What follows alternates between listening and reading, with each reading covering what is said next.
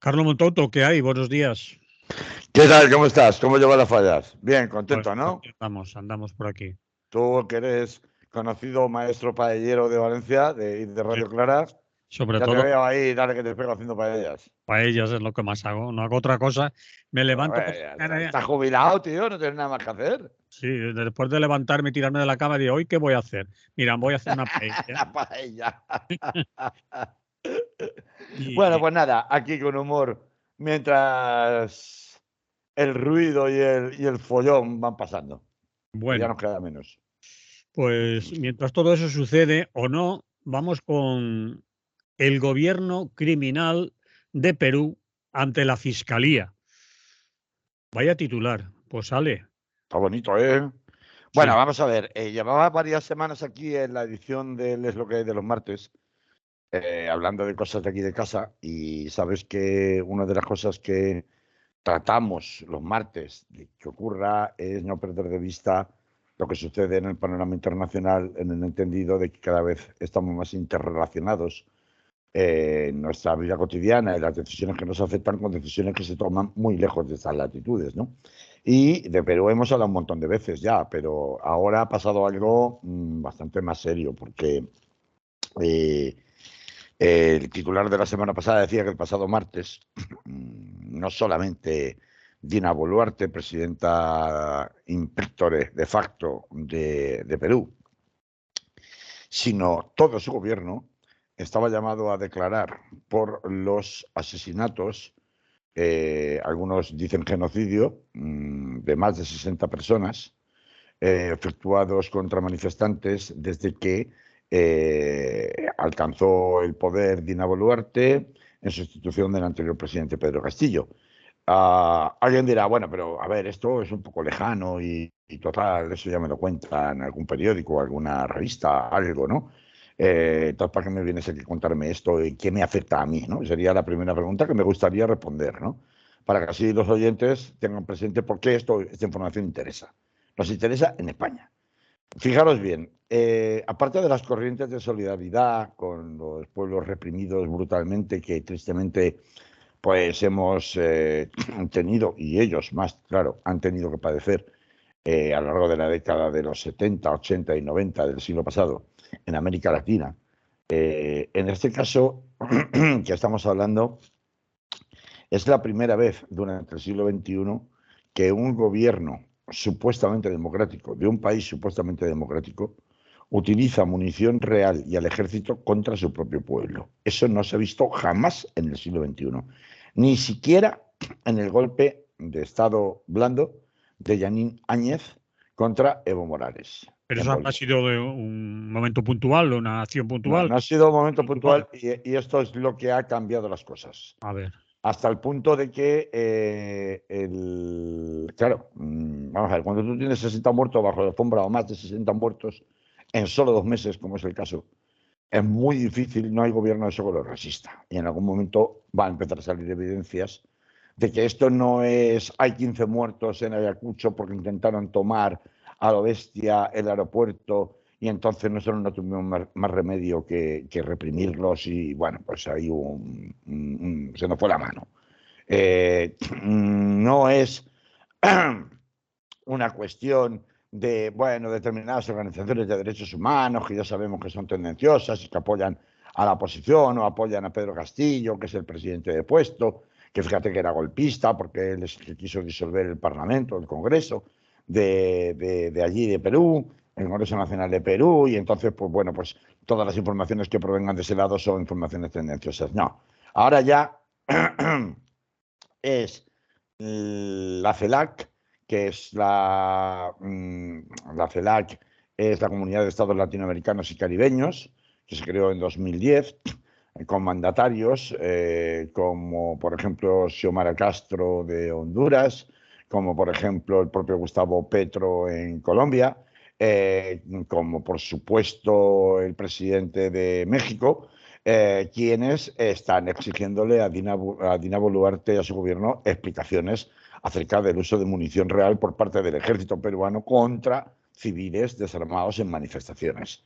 Pues claro, son 60 muertos. Esconder 60 muertos debajo de la alfombra es complicado. Lo puedes hacer un tiempo, pero no puedes hacer indefinidamente. Es la propia Organización de Naciones Unidas, es decir, la ONU, quien está exigiendo responsabilidades. Y por último, y esto es lo más relevante, el pasado martes tuvo que ir a declarar ante la propia Fiscalía de Perú por los delitos de genocidio y homicidio. Tras las masacres en las protestas, la calificación de genocidio no la hago yo, la hace la propia Fiscalía Nacional de Perú. No solamente Dina Boluarte, sino todo su ejército. Claro, esto ya es un paso cualitativo, un salto cualitativo muy importante cuando es tu propia Fiscalía General del Estado, la misma que, por cierto, ordenó la detención de Pedro Castillo, la que está cuestionando hasta el punto de iniciar investigaciones penales contra la presidenta del gobierno y contra todo su gobierno, ¿no?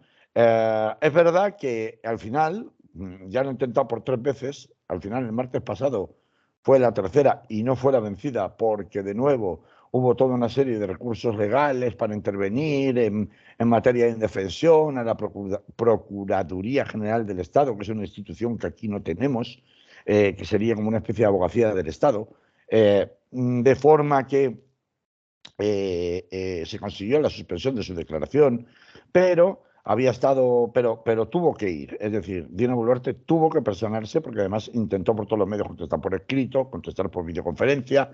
Es decir, no aparentar que tiene que hacer el paseillo de los investigados por la justicia.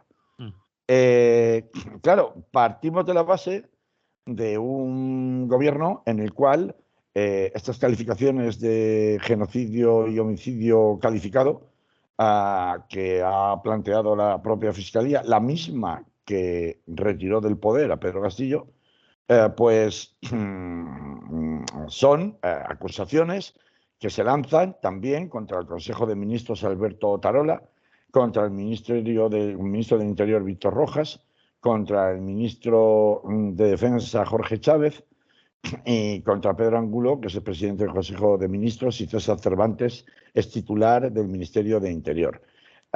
Este presidente del Consejo de Ministros, Alberto Tarola, y el ministro del Interior, Víctor Rojas, son 2 personajes que públicamente han salido a justificar permanentemente que a las madres aymaras, porque la mayoría de los manifestantes son de la etnia aymara, que es una etnia en común que se tiene entre Perú, en la parte sur de Perú, y la zona de Bolivia, principalmente, también en Paraguay hay, pues estos Otarola y Rojas han llegado a justificar públicamente, no solo justificar, a pedir públicamente y a anunciar que estaban estudiando la forma en la que el Estado retire la custodia y la patria potestad a las madres que comparezcan a manifestaciones con sus hijos, por entender que es una irresponsabilidad y que los coloca en una situación de desamparo.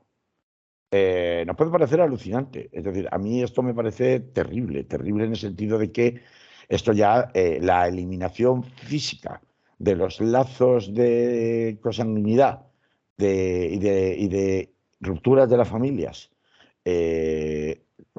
como una estrategia del Estado para dinamitar las protestas de los opositores. Yo este tipo de separación de familias solo lo recuerdo en el régimen nazi y lo recuerdo en donde se separaba a padres de hijos y lo recuerdo en la esclavitud, en donde también se separaba a padres de hijos, al menos en algunas partes, principalmente en el comercio negrero de Estados Unidos, porque en la parte española esto se hacía menos, parece que no era muy productivo, que por cuestiones de religión católica no parecía conveniente separar a una madre de su hijo, en otras partes se hacía. Entonces, imaginaros a qué nivel estamos llegando en Perú.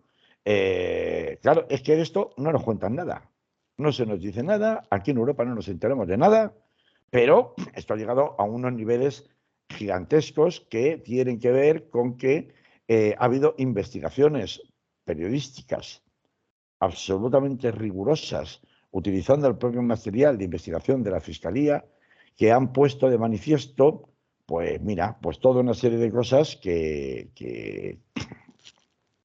además han contado no solo con una dirección de la Fiscalía Nacional o del Estado en Lima, sino de fiscales concretas, como la fiscal Karen Obregón, que es una fiscal especializada en derechos humanos, que es la que ha investigado la masacre de Ayacucho, El 15 de diciembre hubo 15 muertos en Ayacucho, el famoso asunto del aeropuerto, que luego se demostró que en el aeropuerto no había pasado realmente nada y que había sido una cacería a tiro limpio por parte de el ejército. Y entonces ahora ya hay nombres y apellidos. Pero también los 17 de Juliana, en el departamento de Puno, un mes y pico después, también con las mismas características, lo que ha permitido a la propia Comisión Nacional de Derechos Humanos de Perú presentar ya para finales del mes de enero un informe de las vulneraciones de los derechos humanos cometidos durante 50 días de movilizaciones, que fue de diciembre, principios de diciembre, cuando se depuso a Pedro Castillo, hasta entonces, casi 2 meses, y les ha permitido establecer un patrón que demuestra que en la represión de las manifestaciones ha habido un uso arbitrario de la fuerza, resultando en 46, dicen ellos, al final son 60 y pico, ejecuciones extrajudiciales y más de 1.000 civiles heridos. Ejecuciones extrajudiciales es como demostraban los periodistas, y de hecho hay un vídeo que luego cuando terminemos colgaré para la gente que lo quiera ver, con una reconstrucción exacta basado en los informes de munición de los forenses, basado en la localización a través de cámaras de seguridad de la calle y de centros públicos del lugar donde se encontraban los muertos en Ayacucho y desde donde les pudo venir el ángulo de entrada de los disparos que recibieron y que van con sus vidas en distintos lugares de estas localizaciones de la ciudad, en función del calibre de la munición empleada y la constancia del tipo de armamento empleado por el destacamento de custodia militar, de custodia del aeropuerto de Ayacucho ese día.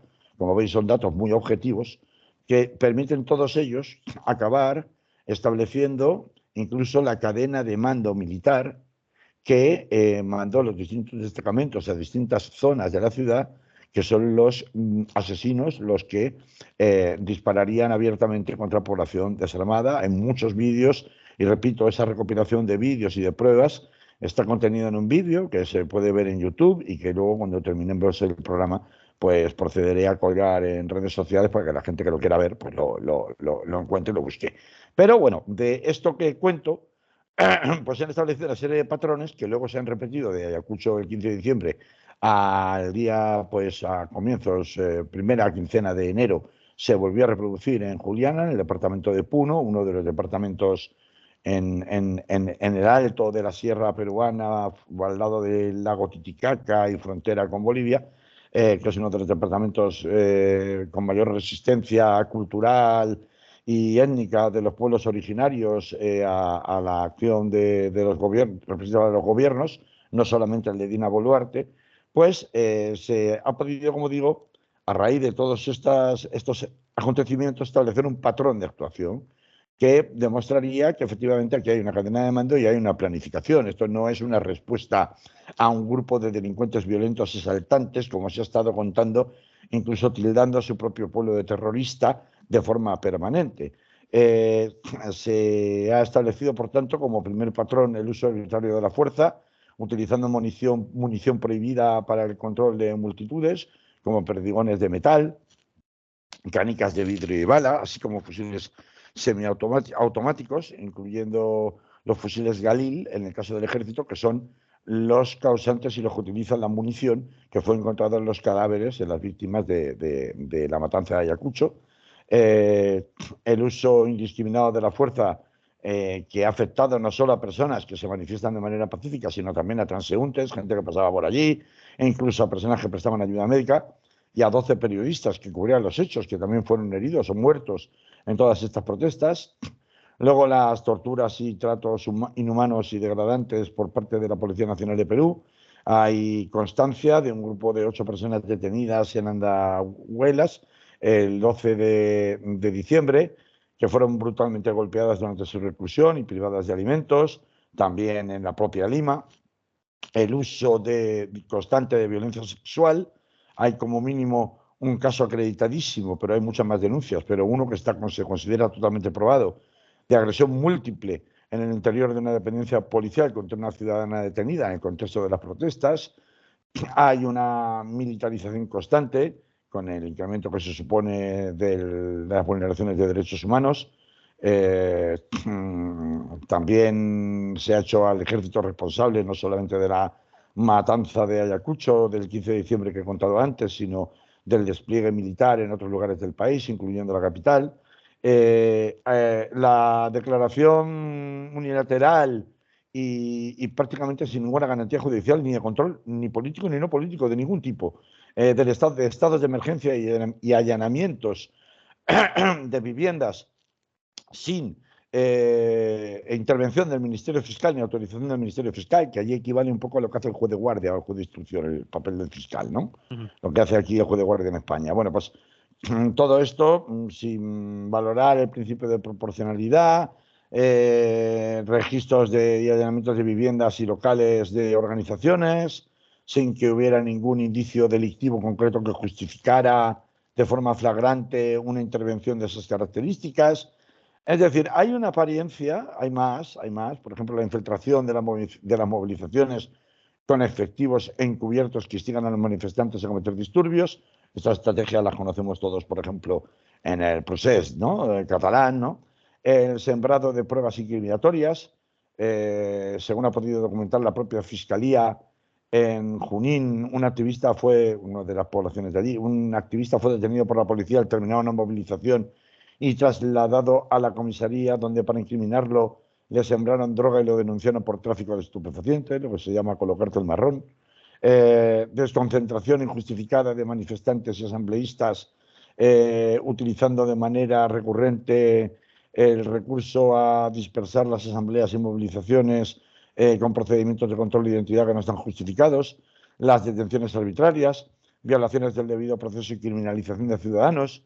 Es decir, esto ya no son artículos de prensa, no son denuncias de organizaciones de derechos humanos que puedan ser más o menos tendenciosas. Ya sabemos que las ONG siempre están, que esto, que lo otro. No, no. Esto ya es un informe del 23 de enero de 2023, de este año, de la Comisión Nacional de Derechos Humanos, que es el máximo organismo de derechos humanos de Perú, que está expresamente recogido y reconocido por la propia ONU y que ha dado lugar a que está basado además en las evidencias de las investigaciones de la propia Fiscalía, que como ya he contado antes respecto a ese vídeo que ha anunciado que colgaré, recoge con pelos y señales, reconstruye completamente como debe ser un trabajo procesal y jurídico adecuado, recoge las evidencias objetivas que justifican que aquí hubo una acción organizada,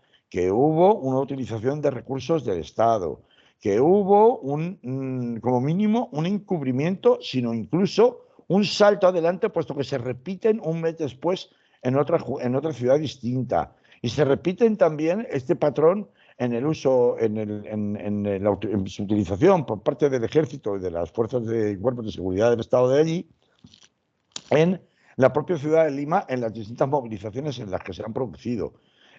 Por tanto, hombre, quiero decir, cuando ya el run pasa de las víctimas a un nivel de exigencia incluso de presidentes de otros países latinoamericanos, de exigencia de responsabilidades, lo que tú no puedes estar haciendo es insultar permanentemente a los manifestantes, llamándoles perros, llamándoles terroristas, llamándoles inhumanos y llamándoles poco menos que subhumanos, ¿no? Que es lo que han venido haciendo la élite criolla política del gobierno de Dina Boluarte. Entonces, con todo este run que cada vez crece más, que incluso ya es imposible ocultar que la Fiscalía te está investigando no solo a ti, sino a tu propio ministro, que hacen estas declaraciones absolutamente truculentas en donde todavía echa más leña al fuego a la situación de crispación y de violencia que se vive en las calles. ¿Cómo es posible que se mantenga ese gobierno? Y la poca información y la poca solidaridad que notamos, o que noto yo, no lo sé si la gente también, a nivel internacional, yo qué sé, las protestas o... Claro, porque recordemos que pasaba en Chile, ¿no? ¿Eh?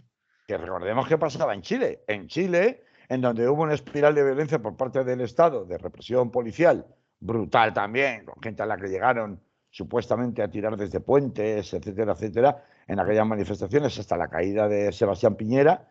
ahí sí hubo un movimiento de solidaridad internacional que llegó a Europa, y aunque fuera por los precedentes de la represión padecida durante la etapa de Pinochet, sí que hubo bueno, pues un cierto consenso, ¿no? Digamos, de las opiniones públicas internacionales acerca de que lo que pudiera decir el gobierno chileno y el Estado chileno para justificar las actuaciones como supuestamente proporcionadas de la policía y la policía militar, y la policía civil y la policía militar y en Chile, pues no tenía ninguna credibilidad, ¿no? ¿Y por qué le dan las organizaciones internacionales, sobre todo en el plano europeo, credibilidad a lo que diga el gobierno peruano? Claro, y este es el paradigma aquí de la cuestión y el por qué, en un momento en el cual el mapa geopolítico en América Latina ha variado sustancialmente con las sucesivas victorias de Arce en Bolivia, de Petro en Colombia, de Xiomara Castro en Honduras, de Lula en Brasil. Hay un mapa geopolítico que se ha escorado, digamos, hacia una izquierda humanista, vamos a llamarla de esta manera, ¿no? No hablo de López Obrador en México, que bueno, es un papel un poco aparte, porque la situación de México respecto a lo que es el grueso de la comunidad latinoamericana, aunque desde luego es importantísimo, pero está muy trufado de las conexiones y las relaciones con Estados Unidos. Entonces su papel es un poquito diferente al resto, ¿no? Pero claro, con todo ese mapa, resulta que la única resistencia en cuanto a retención del poder y control del poder de la extrema derecha latinoamericana y lo que tiene detrás la extrema derecha norteamericana, que ya sabemos, latinoamericana, que ya sabemos que es sobre todo los intereses de las empresas extractivistas internacionales, las grandes corporaciones canadienses, españolas, norteamericanas, alemanas, japonesas, etcétera, etcétera. Es decir, ese conglomerado de turbios intereses especulativos con los recursos naturales de otros países por parte de grandes potencias internacionales. También, por otra parte, y con todo, resultaría difícil para cualquier gobierno que pretenda mantener una apariencia democrática sostenerse durante 2 meses con tal vaivén de manifestaciones, con tal vaivén de huelgas y sobre todo con tantos muertos debajo de la alfombra, por más que tú cuentes y por más que tú digas. Por tanto, ¿por qué se mantiene y no cae? Bueno, pues hay un hecho que me llamaba la atención ayer, muy relevante. Hay que recordar que Pedro Castillo es depuesto porque él lanza un órdago, del que luego se pretende desdecir, pero ya es tarde, para disolver el Congreso, ante lo cual es acusado de golpismo, de atentar contra la Constitución y por orden de la Fiscalía del Estado es detenido y depuesto.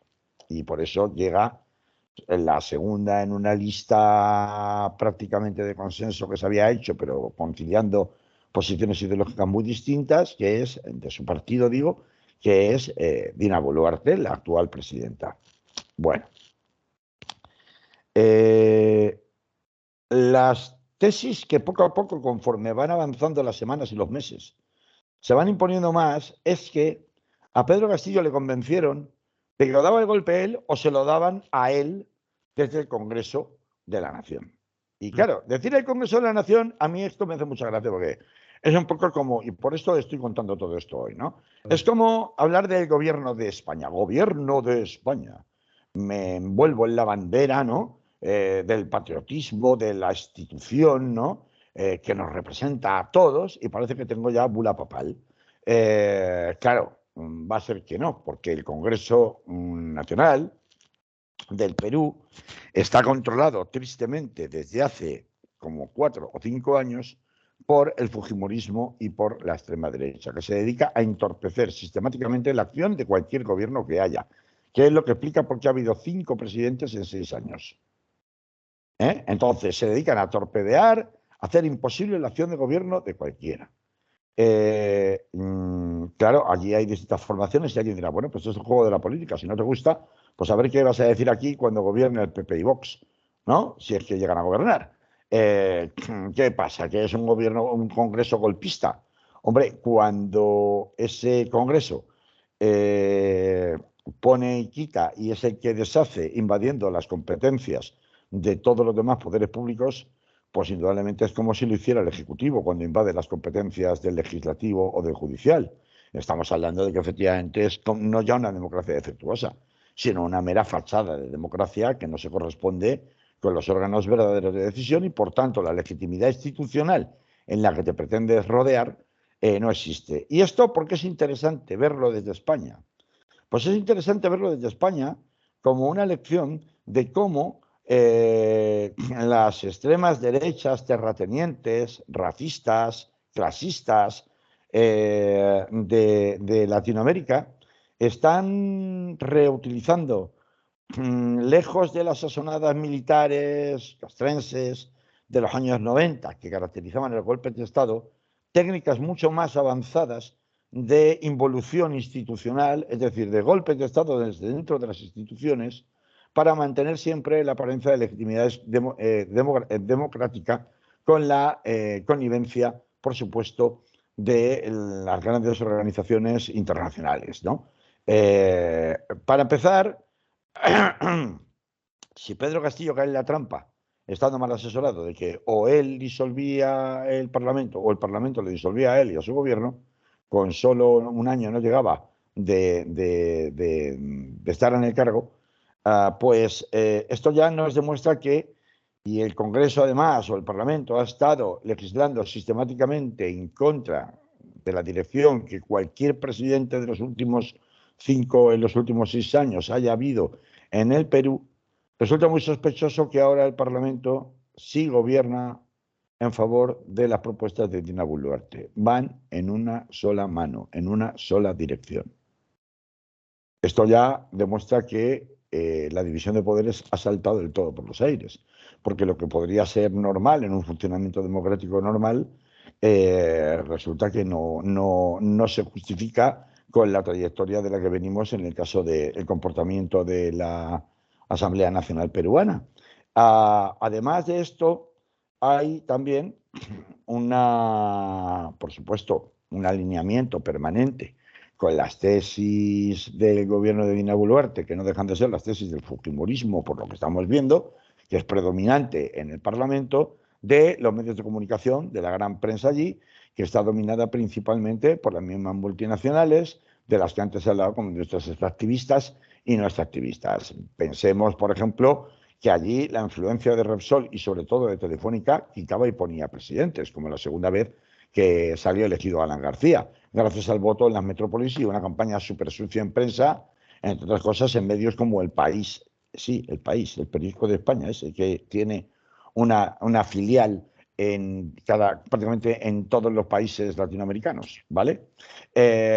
Por tanto, el papel de los medios de comunicación, como siempre aquí, es tan canalla y culpable como el de los militares que disparan balas en Junín, en Juliaca o en Ayacucho. Eso te iba a preguntar hace un rato, el papel de Sí. los medios de comunicación, si la falta de información que tenemos o conocimiento de lo que pasa en Perú, quizás la falta de solidaridad y de apoyo, por lo menos aquí o internacional, depende mucho de los medios de comunicación, de cómo nos están informando y cómo nos está llegando en general, digo, quizás hay excepciones y conviene Hombre, pues mira, es que sí, aquí lo que nos llega es básicamente lo de siempre. Es decir, cuando yo no quiero profundizar, yo no te voy a contar que la ONU te está exigiendo responsabilidades. No te voy a contar que la Fiscalía está sentando en el banquillo de los investigados no solamente a la presidenta del gobierno, sino a todo su gobierno con ella. Es decir, que esto es muy heavy. Es que no es un ministro. Es que no es un ministro. Es que es todo el Consejo de Ministros. Sí, pero alguien ¿Eh? te preguntaría, ¿y quién te lo ha contado a ti? ¿Cómo nos hemos enterado?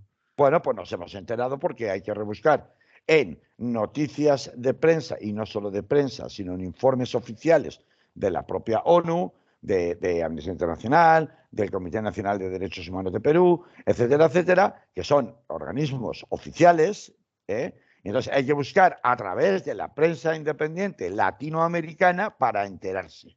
Porque si te vas, por supuesto, a ver Clarín en Argentina, o a ver Telecaracol o Radio Caracol en Colombia, o te vas a ver cualquier otro gran medio de comunicación, o Globo en Brasil, o estas grandes cadenas, Televisa o Telemundo en México, pues apaga y vámonos, ¿no? O sea, ahí no vas a encontrar tampoco nada.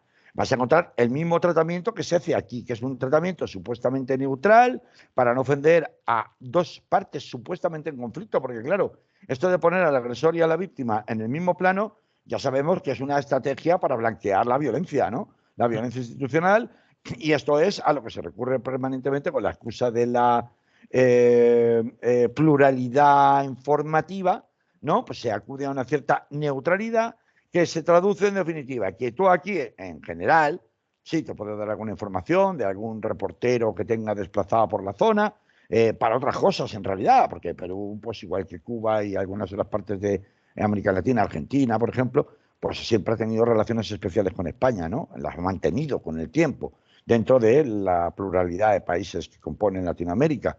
Pero aquí lo que tú vas a ver normalmente va a ser un corte de 30 segundos, igual en los informativos de Televisión Española, reflejándote los violentos enfrentamientos entre manifestantes y policías en Lima, pidiendo la dimisión, y te van a contar que ha habido cortes de carreteras o que ha habido un intento de toma de un aeropuerto, etcétera, etcétera. Pero no te van a contar, por ejemplo, que hay ya evidencias más que demostradas pericialmente y documentalmente de cómo los destacamentos militares persiguieron a los manifestantes, los desalojaron del aeropuerto, no hubo ningún muerto en el aeropuerto, y se fueron de cacería a buscarlos por las calles y a cazarlos como conejos, a tiros, con munición real. Eso no te lo van a contar. ¿Por qué no te lo cuentan? Tan problemáticos que lo cuenten. Pues bueno, pues sí es problemático. ¿Por qué? Pues porque ¿qué representa el fujimorismo? ¿Qué representa el gobierno de Dina Boluarte para los intereses españoles? El continuismo en la presencia de las grandes empresas españolas en el Perú. Y por tanto, una posición muy escorada o de una crítica muy obvia frente a las actuales autoridades peruanas, pues se puede significar lo mismo que ha supuesto, por ejemplo, para Evo Morales, al que se le ha prohibido por Dina Boluarte la entrada junto con 8 parlamentarios bolivianos en Perú, precisamente acusándole de auxiliar e incluso incentivar las protestas terroristas en el país, o a AMLO, a López Obrador, a quien se le ha declarado persona non grata también en Perú. Es decir, pues bueno, pues si entramos, si yo me imagino que a un reportero o un editor del informativo del canal 24 Horas de Televisión Española, teniendo en cuenta que Televisión Española Internacional es un canal muy visto en América Latina, pues se le ocurre mostrar una posición más beligerante con este conflicto tan sangriento, pues te puedes encontrar no solamente con reacciones de tipo diplomático, sino que te puedes encontrar también con reacciones y presiones de tipo económico. Pues acabamos de ver hace nada en la mismísima y sacrosanta BBC, ¿no? Con un periodista deportivo al que han echado durante el fin de semana, y porque era tan popular que la presión popular ha hecho que tenga que volver y se la tenga que tragar, pero al que habían echado por escribir un tuit en su Twitter personal, no por hacer una comunicación o un manifiesto dentro del programa de la BBC, sino por escribir un tuit personal criticando las barbaridades que el gobierno de Rishi Sunak quiere volver a retomar de los tiempos de Boris Johnson en materia de migración, ¿no? Pero allí, Entonces, Carlos, allí ha habido una cosa que yo aquí no me la imaginaba, lo estaba pensando cuando veía la solidaridad de compañeras y compañeros dentro de la BBC, de gente que no ha ido al programa, de futbolistas que nos han dejado entrevistar, es decir, una solidaridad por mar, tierra y aire con esa barbaridad y ese bueno, linchamiento a del lo periodismo. mejor la solidaridad no es tanto por el hecho de la censura en la BBC, como por el hecho de que el protagonista, que es Gary Lineker, es un conocidísimo y respetadísimo exfutbolista. Ni siquiera es periodista, es un comentarista Sí, deportivo a está, secas, que está, tiene tal popularidad que tiene 9 millones de seguidores en Twitter. pero Entonces, ojo, porque a veces confundimos una cosa con la otra, y la solidaridad, si hubiera sido con otro periodista más anónimo, pues igual no se hubiera producido en la misma escala, aunque el hecho hubiera sido el mismo. O sea, que aquí también hay un fenómeno de viralización que está relacionado con el rollo celebrity de las redes sociales y demás, que no es todo lo que reluce en esa campaña de solidaridad. Aunque sí que, por supuesto, claro, que allí ya nos gustaría que hubiera alguien que se mojara, un famoso de verdad, que se mojara de verdad, y cuando los hay, pues bueno, inmediatamente son apartados, ¿no? Y no hay una respuesta popular en el sentido de si te metes con este, te metes con todos, ¿no?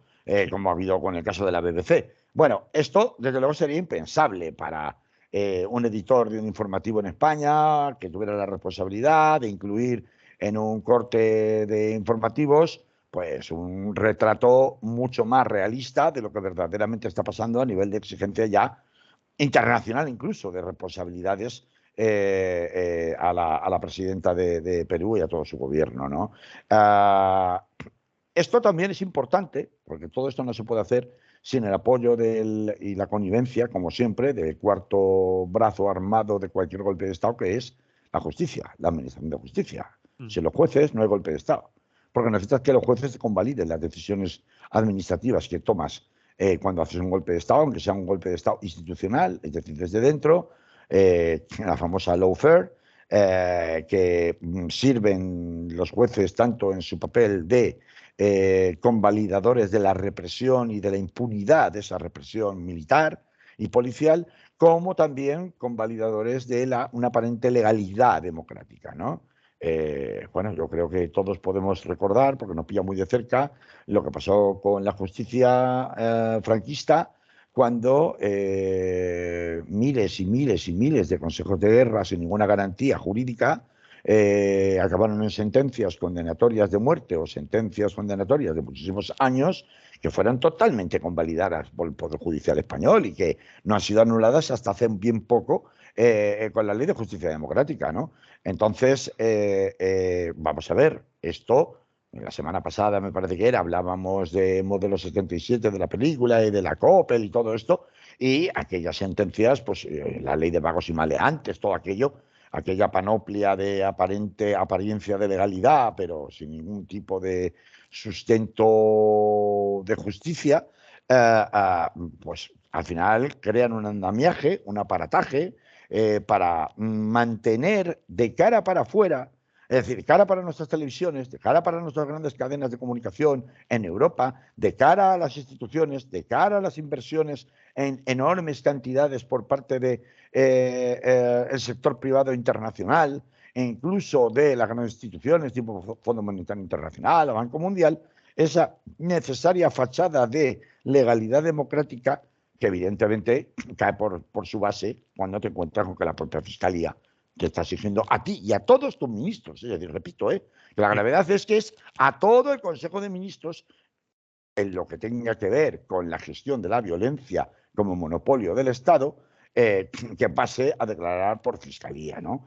Y esto, decía, el Tribunal Constitucional peruano, pues evidentemente es gran cómplice de todo esto, porque al final es el que sanciona el statu quo de legalidad de todo este gobierno genocida, en palabras de la propia Comisión Nacional Peruana de Derechos Humanos, y pues es además una lección de la que debería estar tomando muy buena nota el señor Petro en Colombia, porque a Petro ya le están preparando la cama, en la misma línea que se la prepararon a Pedro Castillo. Seguramente Petro, más listo y mejor asesorado que el señor Pedro Castillo, no va a caer en la trampa de ser el primero que dé el paso de decir, para que me ceses tú, te ceso yo. Recordemos que a Hugo Chávez le pasó lo mismo en Venezuela. Ya lo intentaron en Venezuela, cuando hubo un enfrentamiento institucional que duró casi décadas, el primero y Maduro después, con la Asamblea Nacional Venezolana, el equivalente a nuestro Congreso de Diputados, en donde se utilizó el control en la Asamblea, en el Congreso, para deslegitimar, y además se trató de usar también a los tribunales, a los altos tribunales del país, para tratar de deslegitimar, incluso de deponer, estando en el poder y habiendo sido elegido, no solamente deslegitimar el resultado de las urnas en Venezuela, digo, sino además, cuando no lo consiguieron, tratar de obligarle a deponer también quitarlo, apartarlo del puesto, supuestamente por dictar leyes o pretender perpetuarse en el poder en contra de lo previsto en la Constitución. Es decir, la excusa, te saltan la Constitución Los primeros que la usan siempre son los primeros que se la saltan, ¿no? Pero te la tiro como un boomerang, sobre todo cuando necesito apartarte del poder, ¿no? Entonces, a Gustavo Petro ya le están haciendo la misma cama, repito, ya le están preparando la misma cama, aunque no caiga en este truco de para que me eches tú, te echo yo, al que le hicieron caer a Pedro Castillo, pero es una enseñanza de que los derroteros de la resistencia de la extrema derecha territorial y bueno, pues sanguinaria como ha sido siempre en América Latina, tristemente, en aquellas latitudes, frente a los designios de las urnas, cuyas poblaciones pues cada vez parecen tener más claro que la solución no puede pasar por lo de siempre, es decir, porque el amo es el que crea empleo y si levantas la voz, pues te quedas sin comer, etcétera, etcétera. La gente parece estar cansada de eso. Estamos en el año 2021, la información y la desinformación vuelan a toda velocidad, no solamente por las grandes cadenas, sino que hay otros medios alternativos a la televisión para informarse también allí. Y, en consecuencia, si queremos saber por dónde van los tiros, pues veamos que el caso Perú es un caso que ahora mismo es la gran esperanza de esa extrema derecha para darle la vuelta al marcador en el tablero geopolítico que ahora mismo, digamos, apunta más hacia una cierta socialdemocracia, con un cierto rostro humanitario, ¿no? En comparación con las políticas clásicas neoliberales que han prevalecido hasta hace prácticamente nada en el continente latinoamericano. Por eso es tan importante no olvidarnos de este asunto, porque es un emblema ahora mismo en esa guerra no solo cultural, sino también ideológica que se libra de forma permanente desde los años 60-70 en América Latina, ¿no? Muy bien, lo vamos a dejar aquí porque nos Sí, quedan ya señor. aproximadamente 15 minutos como mucho, ¿eh? Muy bien. Vamos a cambiar de tema y vamos a hablar del pánico financiero en América. Y yo diría que en más sitios también, ¿no? Bueno, pues ha empezado ahí, ¿no? Como siempre. Bueno, pues vamos a contar lo que quieras de Hoy, este. como estamos en fallas y hemos decidido irnos de Valencia, porque somos de los que ya los petardos, hombre, para un rato bien, pero si no a todo. Pues entonces hoy en el programa, pues hemos decidido largarnos de España incluso y dar una vueltecilla por el mundo a ver qué pasa, ¿no? Y bueno, pues sí, efectivamente, lo siento mucho. Hoy no vamos a hablar de salarios de mierda, no vamos a hablar de pensiones de mierda, ni vamos a hablar de la mierda en general que nos rodea en los debates políticos en este país, sino que vamos a hablar de las mierdas de otros, oye, que también los demás también tienen lo suyo, ¿no? Y entonces, pues bueno, pues siento deciros que vamos a hablar de el corazón de la bestia, de capitalismo puro y duro, porque de eso vamos a hablar. Pues va, Pánico financiero. ¿Qué es eso del pánico financiero? del Silicon Valley, del banco, Bueno, de ese y de y otros. alrededores, y alrededores. Y de otros, porque claro, esto, cuando hablamos de bancos norteamericanos y cuando hablamos de Estados Unidos en materia financiera, ya sabemos que cuando los estadounidenses cogen la gripe, los europeos cogemos la pulmonía o la neumonía bilateral directamente. Entonces, pues ya lo vivimos en 2008, ¿no? ¿Quién soportó las peores consecuencias del hundimiento del mercado hipotecario producto de la codicia norteamericana? Pero Europa. están diciendo, Carlos, que esto no se puede comparar con la crisis financiera de 2008 ni con todo lo que pasó allí, que esto es un No, banco. es que esto es peor. Ahora te explicaré por qué. Bueno, Porque allí, sí, esto, bueno, si no peor, porque es más contenible, es cierto que es más contenible, ha salido Biden sí a que es decir, un. y los que garantizan todo. Ya, y también salió George Bush, y también salió George Bush, cuando la caída de Lehman Brothers, a decir, no os preocupéis nada que aquí yo pongo 2 billones de euros y Santa Pascua, ¿no? Primero metió 700.000 millones, a ver si nos aclaramos, 700.000 millones de dólares, ¿vale? Eso fue la primera medida, luego siguió metiendo dinero, que para eso tengo la maquinita del dólar y los hago yo, ¿no? Mm. Bueno, vamos a ver, ahora ya hablando más en claro. Porque he dicho antes, desde cierto punto de vista es peor. Porque la crisis del mercado hipotecario se debió efectivamente a la codicia. Pero si uno analiza qué ha pasado con Silicon Valley Bank, que es el banco por el que ha empezado el desastre, perdonar, sería el equivalente a un poco a Lehman Brothers en cuanto a su tamaño en el sector. Resulta que El problema no ha sido un problema de codicia, al contrario, la política que había seguido este banco había sido una política bastante prudente. Ellos habían invertido en letras del Tesoro, no habían invertido y se habían colocado en una situación de riesgo por dar préstamos de dudosa calidad en cuanto a solvencia crediticia. Es decir, que le doy préstamos a empresas que van a construir, que están endeudadas hasta las orejas y no me salvaguardo con las garantías suficientes para tener claro que si no me devuelven la pasta, yo voy a poder recuperar el dinero que he prestado, ¿no? Que es lo que pasó en el caso de la crisis hipotecaria del 2008. No. Aquí lo que han hecho ha sido, no han ido a la quiebra por dar préstamos a quien no deben. Lo que han hecho ha sido algo tan sencillo como que se les ha comido la inflación. Y dices, ¿cómo? Pues sí, porque resulta que ellos lo que hicieron fue coger, meter el dinero en letras del Tesoro, pero como las letras del Tesoro daban un rendimiento relativamente escaso en aquel momento en relación a los costes de inflación que ahora mismo tienen, que si está disparada aquí en Estados Unidos está tan o más disparada que aquí, y eso unido a la subida de los tipos de interés, junto con la alta inflación, ha hecho que sus acciones pierdan valor cada vez más, hasta que entra el pánico. Este es el banco número 16 de los Estados Unidos. Más de la mitad de sus depósitos los metieron en bonos estatales de renta fija, que están considerados de bajo riesgo. Esto es habitual, es decir, aquí cualquier ahorrador que vaya a su oficina bancaria, oye, es que yo tengo aquí un dinero y...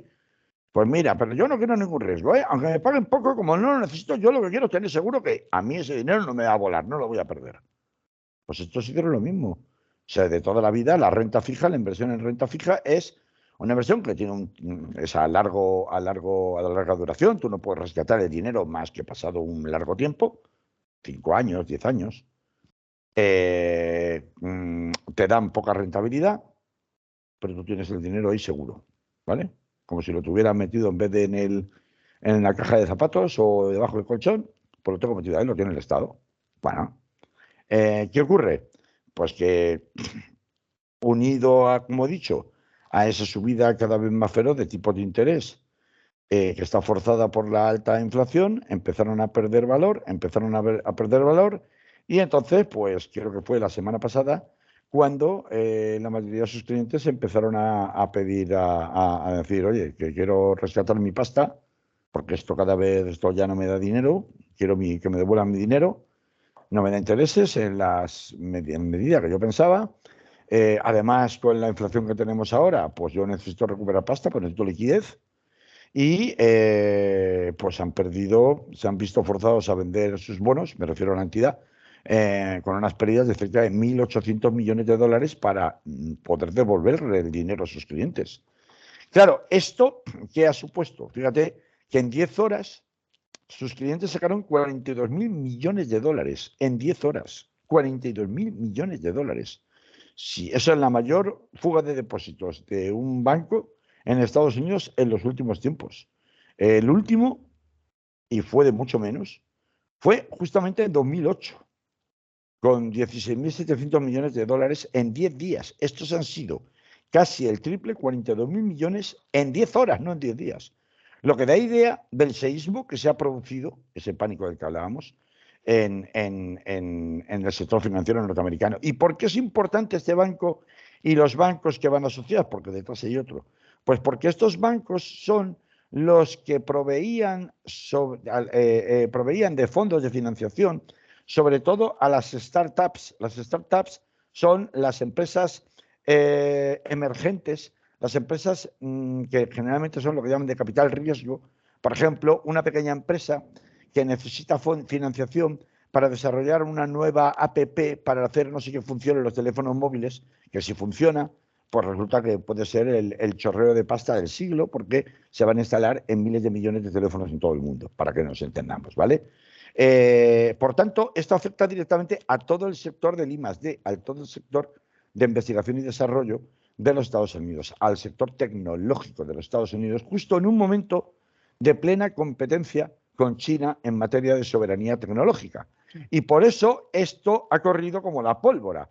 porque esto supone, por más que salga el abuelito Biden a contarnos las milongas que quiera, y a decir que os recuerdo que la maquinita de la pasta la tengo yo, y hablaré yo con mi colega del Tesoro, que paso lo pongo yo, para que tire unos chorrillos de dólares ahí y la cosa esté tranquila y nadie se va a quedar sin recuperar sus depósitos bancarios. Pero, bueno, lo importante son las caídas. Yo no digo que vayan a poder, que no vayan a poder neutralizar el chorro de dinero de forma que la gente, los clientes dejen de sacar el dinero porque no se fían de las entidades bancarias de este tipo, sobre todo en este sector de tecnología y de investigación y desarrollo, sino que lo que digo es que son parámetros propios del capitalismo. Es decir, estos se han arruinado por seguir la ortodoxia más conservadora, más moderada dentro de las inversiones recomendadas, incluso con apoyo del Estado. Y se han arruinado. Y se han arruinado. Que no se han arruinado por gastárselo en barbacoas, ni en fiestas en paraísos en el Caribe. A ver si me explico. No se han arruinado por darle dinero a un constructor chapuza. Se han arruinado por seguir la ortodoxia capitalista. Luego, cuando a mí me dicen esto es el mercado de amigos, es para reírse, ¿no? Porque dices, ¿qué mercado? Si sigo las reglas a rajatabla del mercado y también me arruino. ¿Por qué unos se arruinan y otros no? Bueno, Aunque tenga a papá Estado para que me rescate. tiene mucha importancia la entrada en pánico de los depositarios del dinero, ¿no? Porque sacar toda esa pasta en ¿En 10 horas? 10 horas es mucho sacar. Entonces, quizás no haya motivo para tanto, según han dicho, ¿eh? Según han A dicho ver, la unos. gente con su dinero ya sabemos que el miedo es libre y no hay miedo más miedoso que el miedo de los dueños del dinero. Es decir, el capital, vamos a ver, el primero que se pone nerviosito es la bolsa, ya lo sabemos. Las bolsas de todo el mundo han pegado un bajonazo tremendo. Y eso que el Dow Jones, bueno, pues más o menos ha bajado, pero las bolsas europeas se han pegado un castañazo. Entonces, claro, esto nos lleva. En nuestro país, ¿no? Concretamente dicen, no sé si está relacionado con, pero se ha hablado de algunos, no voy a dar nombres por si acaso, pero Claro. ha aparecido en la prensa. Bueno, en que tenga colocadas más inversiones allí, claro, en ese sector. Yo supongo que será el Santander. Me imagino que es el que tendrá más. Pero no, no me interesa dar nombres porque sí No que lo des, no lo des, pero bueno. Un medio pequeño. Vale, ya está. No pasa nada. Si no nos interesa esto, nos interesa, es decir, eso para la página salmón de los periódicos, ¿no? Lo que nos interesa aquí desde una perspectiva anticapitalista tiene que ser el darse cuenta de cómo estamos en una situación de debilidad tal que hay que recurrir permanentemente al papá Estado para que cubra los propios efectos perniciosos de un mercado salido completamente de madre.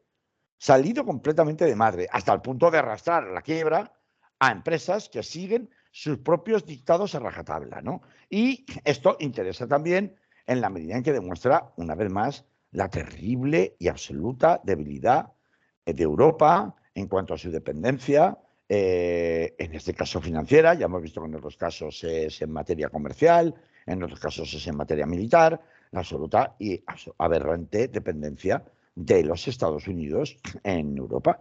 Es decir, no puede ser que estos tengan un catarro, el catarro lo tapen con un montón de paracetamoles en forma de quedar sepultado de dólares y que nosotros aquí nos pasemos 1 año, 2 años, 3 años pagando las consecuencias. Aquí a O la sea, es que eso no puede ser.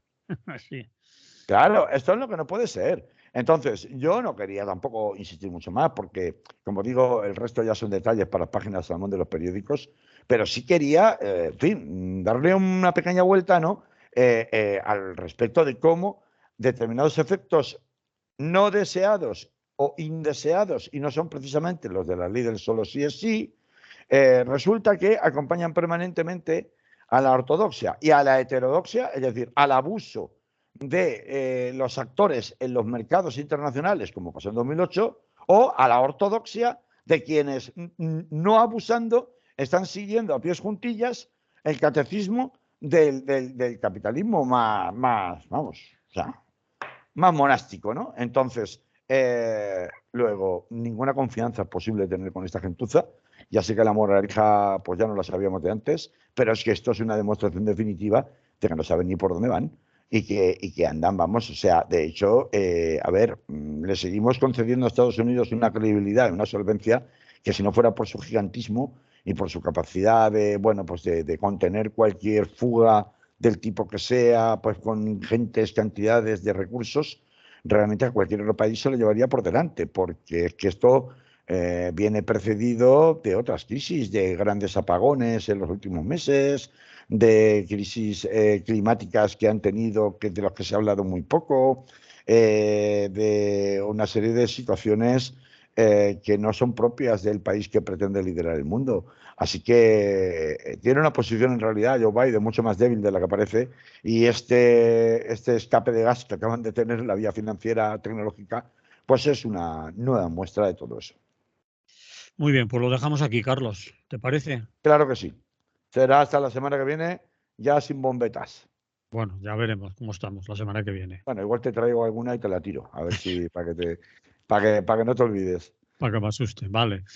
Muy bien. Bueno, Chao. hasta la semana que viene. Luego, salud. Salud.